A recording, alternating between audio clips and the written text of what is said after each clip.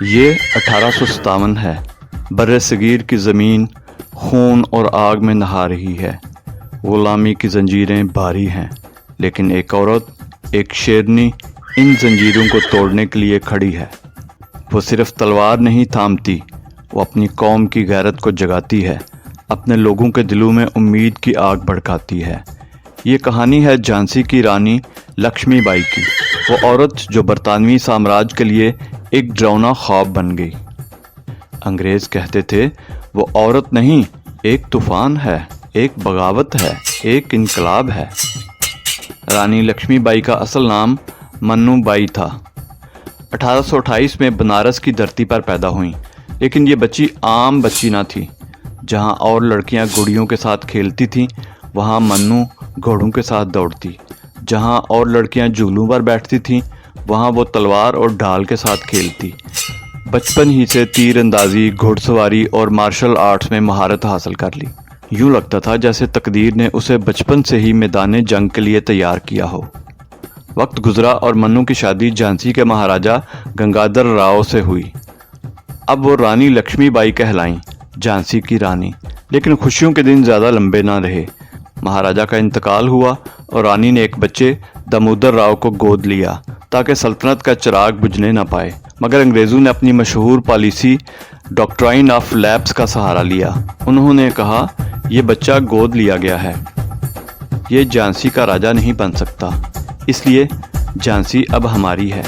لیکن رانی نے للکار کر کہا، میں اپنی جھانسی نہیں دوں گی۔ یہ جملہ صرف ایک اعلان نہیں تھا، یہ پورے ہندوستان کے لیے آزادی کا نعرہ بن گیا۔ 1857 کی بغاوت کی آگ پورے ہندوستان میں بھڑک اٹھی۔ جھانسی بھی اس شعلے کا مرکز بن گئی۔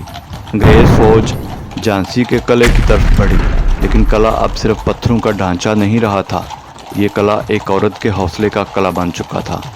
رانی لکشمی بائی تحصیل پر کھڑی ہو کر اعلان کرتی ہیں، یہ قلعہ میری جان ہے، جب تک میں زندہ ہوں کوئی انگریز اسے چھو بھی نہیں سکتا۔ انہوں نے عورتوں کو بھی پردے سے نکالا، ان کے ہاتھوں میں ہتھیار تھمائے۔ جھانسی کی گلیوں میں ہر چھت، ہر دیوار، ہر کھڑکی دشمن کے لیے موت کا پیغام بن گئی۔ انگریز حیران تھے، یہ رانی صرف حکم نہیں دیتی بلکہ خود تلوار اٹھا کر ساتھ لڑتی ہے۔ بالآخر وقت آیا آخری جنگ کا۔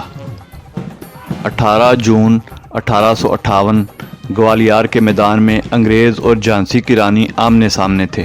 رانی اپنے گھوڑے بادل پر سوار ہوئیں، گود لیے بیٹے دامودر راؤ کو اپنی پیٹھ پر باندھا اور تلوار لہرا کر دشمن پر ٹوٹ پڑیں۔ ان کی ایک ایک ضرب سے انگریز سپاہی کانپ جاتے تھے۔ وہ تنہا سینکڑوں پر باری تھیں۔ انگریز جنرل بھی حیران تھے، یہ عورت ہے یا بجلی کا کڑکا؟ لیکن قسمت کا فیصلہ اور تھا۔